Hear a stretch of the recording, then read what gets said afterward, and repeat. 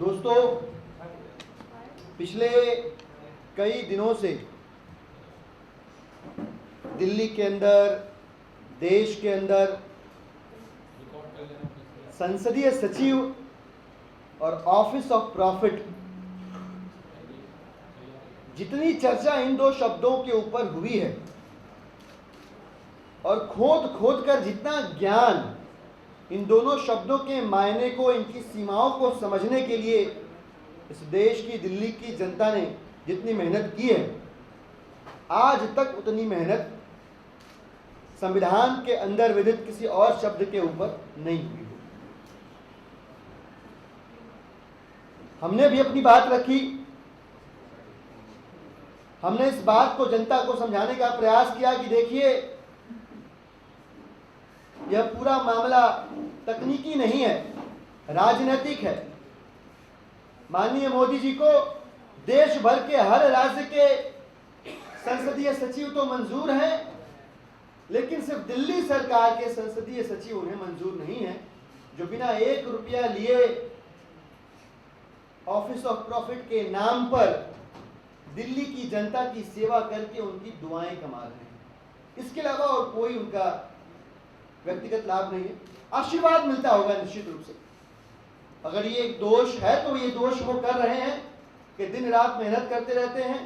हमारे भाई राजेश गुप्ता जी बैठे हुए हैं, नितिन त्यागी जी लक्ष्मी नगर से विधायक हमारे साथ बैठे हुए हैं।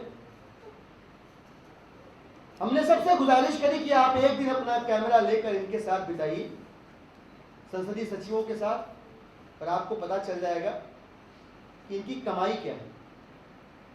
ये जो आशीर्वाद है, जो दुआएं हैं, जो इज्जत है, ये इनकी गाड़ी कमाई है। दुख तब ज्यादा हुआ जब ये बात स्पष्ट हो गई, फिर भी प्रश्न एक तरफा ही रहे कि भारतीय जनता पार्टी और कांग्रेस पार्टी ने अपनी अपनी सुविधाओं के अनुसार खुद को जब सूट करता है तब इन लोगों ने संसदीय सचिव बनाए, रखे, सुविधाओं का उपभोग किया। दिल्ली के अंदर भी संसदीय सचिव बनाए गए, एक नहीं कई बनाए गए।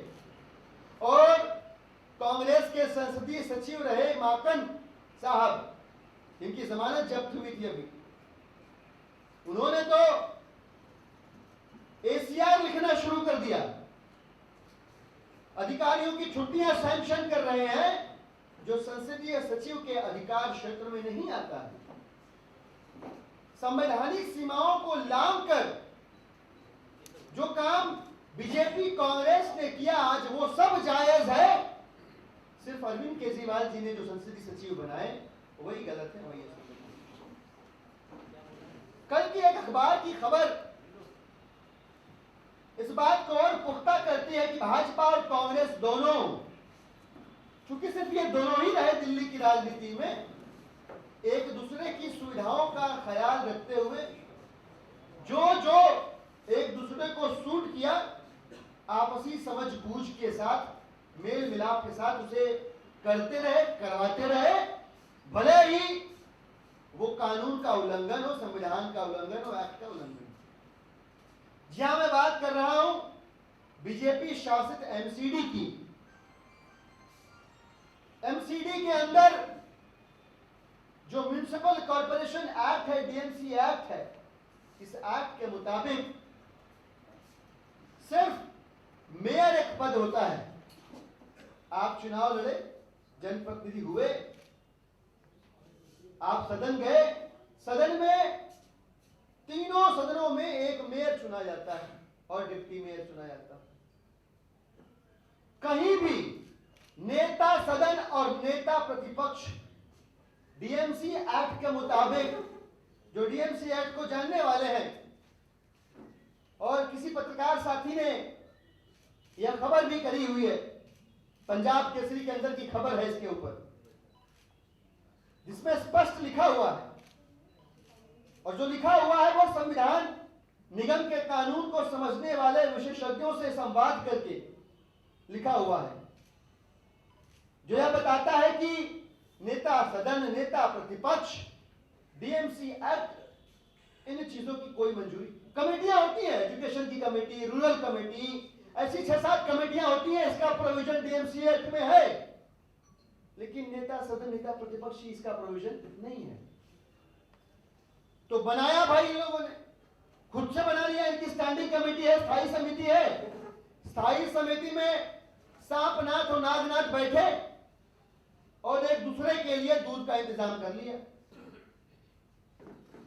सिर्फ इतना ही नहीं, मजे की बात देखिए आप, इनको शर्म आनी चाहिए भाजपा वालों को, कांग्रेस वालों को। खुद सब कुछ कर ले, सब माफ है, इनका कत्ल माफ है, और हम उफ भी ना करें, यह है इनकी राजनीति।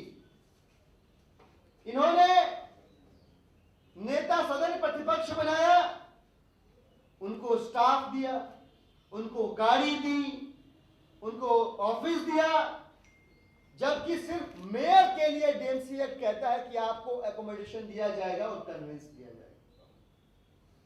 इनको क्या जरूरत थी? तो जब इनसे पूछा गया तो उन्होंने तर्क क्या दिया कि भाई साहब इसको हमने पास कर लिया था स्थायी समिति में, आपस में बैठ के हम लोगों ने, ये पास वास कुछ नहीं है, ये आपस की सेटिंग है। ये बकवास करते हैं जो ये कहते हैं कि हमने स्थायी समिति में इसको पास कर लिया था। फाइनेंशियल मैटर है, एमसीडी की स्टैंडिंग कमेटी को राइट नहीं है इन फाइनेंशियल मैटर्स को आउट ऑफ द वे जाकर बिना कानून बने पास करके अप्रूव करके इस्तेमाल करना शुरू कर देना।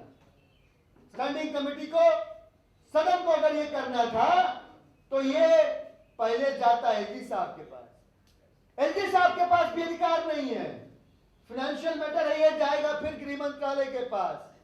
गृह मंत्रालय जब अप्रूव करेगा तब आप इन सारी सुविधाओं का उपभोग करने के लायक होंगे। अन्यथा ये जो कुछ भी किया गया है ये सब कुछ गैर कानूनी है, असंवैधानिक है, साठगांठ से किया गया भ्रष्टाचार है।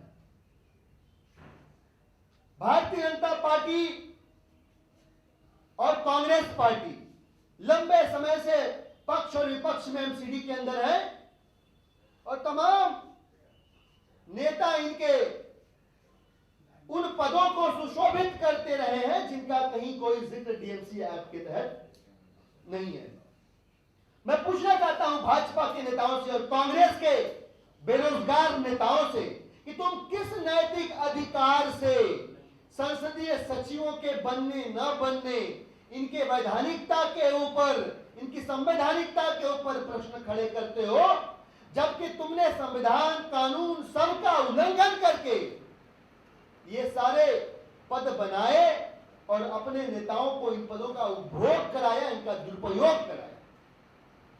आम आदमी पार्टी दो बातें कहती है।